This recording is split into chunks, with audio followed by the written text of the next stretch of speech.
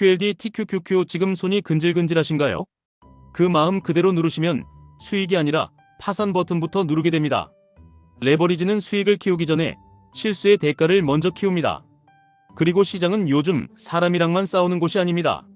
사람 아닌 것들이 감정 없이 초당 수천 번으로 가격을 흔듭니다. 여기서 개인이 이기려면 방향 예측이 아니라 파산을 피하는 구조부터 갖추셔야 합니다. 제가 오늘 드릴 건 종목 추천이 아닙니다. 딱 하나 QLD TQQQ로도 절대 계좌를 0으로 만들지 않는 방식입니다. 한 번만 깨지면 끝인 게임에서 끝까지 살아남는 방법입니다. 처음부터 직격으로 말씀드립니다. 트레이딩을 망치는 건 실력이 아니라 단 한 번의 예외입니다. 평소엔 원칙을 지키다가 한 번만, 이번만, 오늘만 이라고 넘기는 순간 그 한 번이 계좌를 끝냅니다. 실제로 오래한 트레이더들이 무섭게 말하는 이유가 있습니다. 주변에 트레이더가 많은데 친했던 사람이 손실을 못 견디고 극단으로 가는 걸 봤다는 겁니다. 그만큼 이건 돈 얘기만이 아닙니다. 멘탈, 생활, 가족, 자존심 전부를 같이 태우는 게임입니다. 그러니 우리는 멋있게 수익 얘기부터 하지 말고 파산을 피하는 안전장치부터 만들어야 합니다. 가장 흔한 착각이 뭔지 아십니까? 나는 QLD TQQQ를 오래 모을 거니까 손절 같은 거 필요 없다. 혹은 나는 TQQQ로 장기 투자하는 거니까 하락은 기회다. 이 말이 틀렸다는 게 아니라 레버리지에서 이 말을 아무 준비 없이 하면 확률적으로 망한다는 겁니다. 레버리지는 오래 버틴다고 무조건 이기는 구조가 아닙니다. 특히 내가 현금이 없고 생활비가 빠듯하고 중간에 추가 매수 여력이 없으면 그건 장기 투자가 아니라 그냥 기도입니다.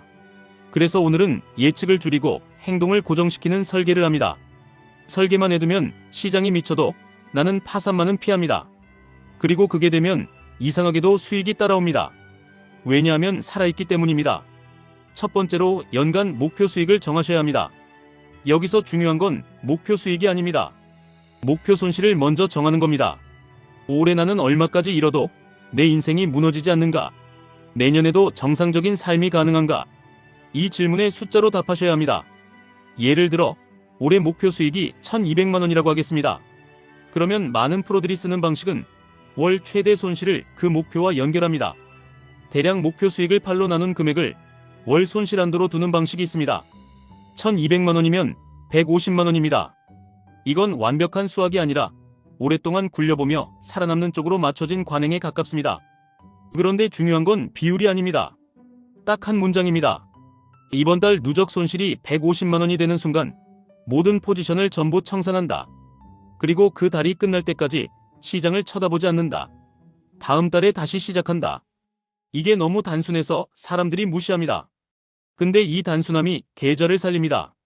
이 방식의 핵심은 종목별 손절이 아닙니다. 계좌 전체의 브레이크입니다. 하나가 깨졌을 때 나머지가 올라서 괜찮겠지 라고 생각하는 순간이 가장 위험합니다. 그 순간부터 올라가던 것도 같이 꺾일 수 있습니다. 그래서 전부를 자르는 겁니다. 여기서 많은 분들이 바로 거부감이 올라옵니다. 아니 손실 난 것만 자르면 되지 왜 이익 난 것까지 팔아요?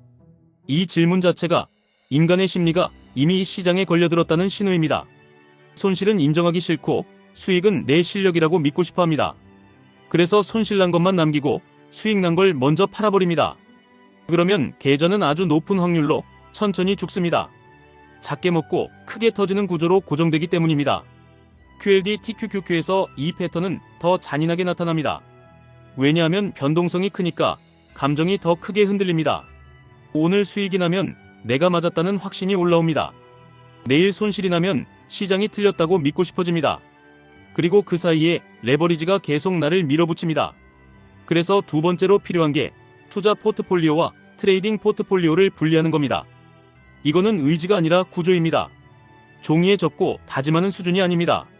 계좌를 물리적으로 나누거나 최소한 머릿속에서 절대 섞지 않는 규칙을 세워야 합니다. 투자 포트폴리오는 내가 수년 단위로 들고 갈 자산입니다. 여기는 원칙을 자주 바꾸면 안 됩니다.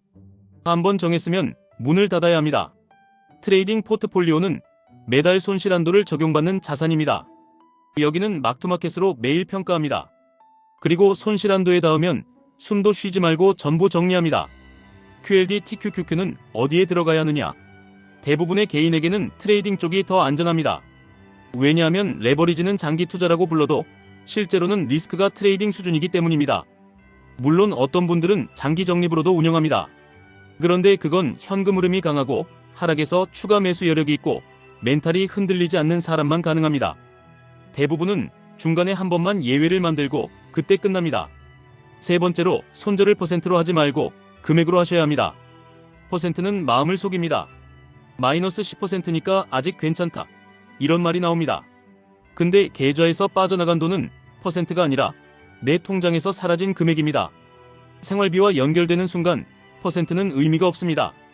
그래서 월 손실한 돈은 금액으로 박아두셔야 합니다. 내가 한 달에 150만원까지는 잃어도 내 인생이 무너지지 않는다.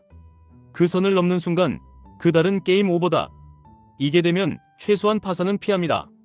수익은 못 낼 수 있어도 파산은 막습니다. 그리고 파산만 막아도 다음 기회는 계속 옵니다. 네 번째로, QLD TQQQ는 진입 기준을 단순하게 하나로 고정하셔야 합니다. 기준이 많아지면 지는 날의 해석을 바꿉니다. 그럼 원칙이 아니라 변명만 남습니다. 예를 들어 이런 방식입니다. 나는 QQQ의 21선 기준으로만 QLD TQQQ의 매수 강도를 조절한다. QQQ가 21선 위면 분할 매수는 약하게, QQQ가 21선 아래면 분할 매수는 조금 더 적극적으로, 다만 월 손실 한도는 절대 넘기지 않는다. 이렇게요.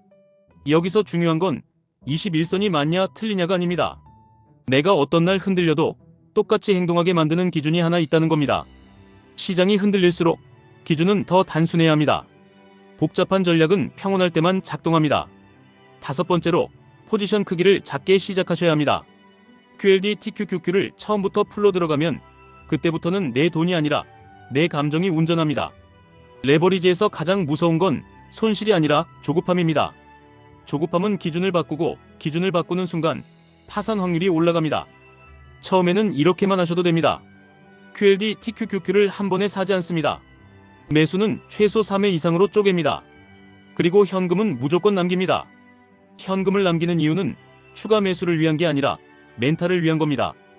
현금이 없으면 하락이 공포가 됩니다. 현금이 있으면 하락이 데이터가 됩니다. 여섯 번째로, 손절은 기분이 아니라 자동화된 행동이어야 합니다. 손실이 났을 때 사람들은 거의 무조건 이렇게 됩니다. 시장 탓, 종목 탓, 유튜버 탓, 뉴스 탓. 그리고 진짜 무서운 말이 나옵니다. 내 손에 장을 지겠다. 더 빠질 리가 없다. 이 말이 나오면 이미 손절은 불가능해집니다. 왜냐하면 그 순간 손절은 돈의 문제가 아니라 자존심의 문제가 되기 때문입니다. 그래서 손절은 생각으로 하는 게 아닙니다. 미리 적어두고 그 숫자에 닿으면 기계처럼 자르는 겁니다. 그 과정에서 내가 맞았냐 틀렸냐는 상관없습니다. 틀릴 수 있다는 전제를 유지하는 사람이 오래갑니다. 나는 틀릴 수 있다. 그러니 틀리면 자른다. 이게 프로의 태도입니다. 일곱 번째로, 수익을 작게 먹는 습관을 끊으셔야 합니다. 10번 중 9번 벌었는데도 결국 손해인 사람들이 많습니다. 이유는 하나입니다. 먹을 때는 조금 먹고 터질 때는 크게 터집니다. QLD TQQQ에서 이게 더 심합니다. 왜냐하면 변동성이 커서 수익이 나면 빨리 확정하고 싶고 손실이 나면 더 버티고 싶어지기 때문입니다. 그래서 규칙을 이렇게 바꾸셔야 합니다. 손실 포지션은 빠르게 정리된다. 수익 포지션은 기준이 깨지기 전까지 길게 간다. 이게 되면 계좌는 완전히 다른 형태가 됩니다. 여기서 많은 분들이 또 이렇게 말합니다. 그럼 수익이 다시 내려와서 손해가 되면 어떡하냐? 맞습니다. 그럴 수 있습니다. 그래도 그게 더 낫습니다. 왜냐하면 손해를 확정하는 건 내가 결정하지만 파산은 시장이 결정하기 때문입니다. 나는 파산만은 시장에게 넘기면 안 됩니다. 파산은 내 규칙으로 막아야 합니다. 이제 QLD TQQQ에 그대로 적용해 보겠습니다. 예시로 계좌가 1억이라고 하겠습니다. 올해 목표 수익이 1200만원입니다. 월 손실 한도를 150만원으로 잡습니다. 그리고 QLD TQQQ는 트레이딩 포트폴리오에 둡니다. 그 다음에 운영 원칙은 딱 이렇습니다. 1. 진입 기준은 하나입니다. QQQ의 21선을 기준으로만 QLD TQQQ의 매수 비중을 조절합니다. 2. 매수는 최소 3회 분할입니다. 한 번에 전부 들어가지 않습니다. 3. 월 누적 손실이 150만원이 되면 보유 포지션을 전부 정리합니다. 오르고 있는 것도 포함입니다. 4. 전부 정리한 날부터 그 달 말까지는 매수하지 않습니다.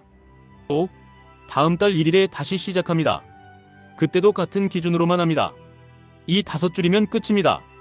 이걸 지키면 적어도 한 번의 대형 사고로 계좌가 사라지는 시나리오를 크게 줄입니다. 수익을 포기하는 게 아니라 생존 확률을 올리는 겁니다. 여기서 가장 중요한 장면이 언제인지 아십니까? 월 손실 한도에 닿았을 때 전부 정리하는 순간입니다. 그 순간에 시장이 반등할 수도 있습니다. 그럼 사람 마음은 미쳐버립니다. 내가 팔자마자 올라가네. 내가 바닥에서 팔았네. 그래서 다시 들어가고 싶어집니다. 그때 다시 들어가면 이 규칙은 무너집니다. 그리고 규칙이 무너진 계좌는 다음번에도 무너집니다. 그래서 그달 말까지 쉬는 겁니다. 쉬는 건 패배가 아니라 회복입니다. 이 방식이 강력한 이유는 내 뇌를 시장에서 잠깐 떼어놓기 때문입니다. 시장은 매일 나를 자극합니다. 뉴스, 커뮤니티, 차트, 유튜브, 모든 게 나를 흔듭니다. 그 흔들림 속에서 원칙을 지키는 건 거의 불가능합니다. 그래서 아예 시스템으로 차단하는 겁니다. 그리고 이 방식은 QLD, TQQQ만이 아니라 TQQQ에도 그대로 적용됩니다. 심지어 BITU 같은 변동성 큰 자산에도 적용할 수 있습니다. 다만 중요한 차이는 있습니다. 변동성이 큰 자산일수록 포지션 크기를 더 작게 시작해야 합니다. 같은 150만원 손실 한도여도 비트코인 쪽은 훨씬 빠르게 닿을 수 있습니다. 그러니 내가 감당 가능한 속도를 먼저 고려해야 합니다. 또 한 가지, 장기 투자와 트레이딩을 섞는 분들이 정말 많습니다. 처음엔 단기로 들어갔다가 물리면 장기로 바뀝니다. 이게 가장 위험합니다. 왜냐하면 원칙이 바뀌는 순간 손실은 끝이 없어지기 때문입니다. 그래서 저는 이렇게 권합니다. 처음부터 둘을 분리하십시오. 나는 이것은 투자다라고 정한 자산은 정말로 닫아두십시오. 나는 이것은 트레이딩이다 라고 정한 자산은 월 손실 한도를 적용하십시오. 이렇게만 해도 계좌의 사고 확률이 확 내려갑니다. 여기까지 들으시면 마음속에서 이런 말이 올라오실 겁니다. 그래도 QLD, TQQQ는 우상향이잖아요. 그래도 미국 기술주는 결국 올라가잖아요. 맞습니다. 그럴 가능성이 큽니다. 하지만 그 사이에 내가 살아남아야 합니다. 우상향의 과실은 끝까지 남아있는 사람이 먹습니다. 중간에 한번 파산하면 우상향은 남의 이야기입니다. 이제 사람들이 진짜 많이 묻는 걸 정리해드리겠습니다. 1. 손절하고 나서 바로 반등하면 너무 억울합니다.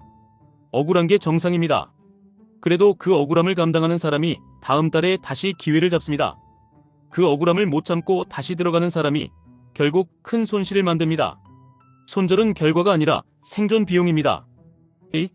월 손실 한도가 너무 작으면 자주 걸릴 것 같습니다. 맞습니다. 그래서 한도를 잡을 때는 내 생활 패턴과 투자 스타일을 같이 보셔야 합니다. 매일 차트를 볼 수 있는 전업형이면 더 촘촘하게, 하루에 한 번 정도만 보는 직장인이면 더 넓게. 중요한 건 넓든 좁든 한 번 정하면 고치지 않는 겁니다. 손실이 날 때 고치는 순간 규칙이 무너집니다. 3. QLD, TQQQ를 장기 적립으로 모으고 싶습니다. 가능합니다. 다만 그 경우에도 최소한 이건 하셔야 합니다. 현금 흐름 기반으로만 적립하십시오. 생활비를 건드리지 마십시오. 그리고 추가 매수 여력이 없는 상태에서 무리하게 비중을 키우지 마십시오. 장기 적립은 멘탈과 현금이 받쳐줘야 장기입니다. 4. 도대체 매수 타이밍을 어떻게 잡아야 합니까? 타이밍은 정답이 없습니다. 그래서 기준을 하나로 고정하라고 말씀드린 겁니다. QQQ 21선이든 본인이 이해하는 다른 기준이든 하나만 정하십시오. 기준이 많으면 손실 날 때 기준을 바꿉니다. 5. 레버리지는 결국 위험해서 하지 말아야 합니까? 레버리지가 위험한 게 아니라 레버리지를 대하는 태도가 위험합니다. 규칙이 없으면 폭탄입니다. 규칙이 있으면 도구입니다. 파산을 피하는 규칙이 있다면 레버리지는 인생을 바꾸는 엔진이 될 수도 있습니다. 마지막으로 오늘 영상의 결론을 한 문장으로 정리하겠습니다. QLD, TQQQ로 돈을 벌고 싶으시면 먼저 파산을 못하게 만드십시오. 방향을 맞추는 능력보다 규칙을 지키는 구조가 먼저입니다. 월 손실 한도, 전량 청산, 그달 종료까지 휴식, 이 세 가지가 되면 당신은 이미 상위 소수의 방식으로 게임을 하고 계신 겁니다. 다음 영상에서는 QLD, TQQQ를 실제로 운영할 때 초보가 가장 많이 망하는 진입 방식, 수익을 손실로 바꾸는 습관, 그리고 수익 포지션을 길게 끌고 가는 기준을 더 구체적으로 풀어드리겠습니다. 지금까지 1분 투자 하이젠버그였습니다.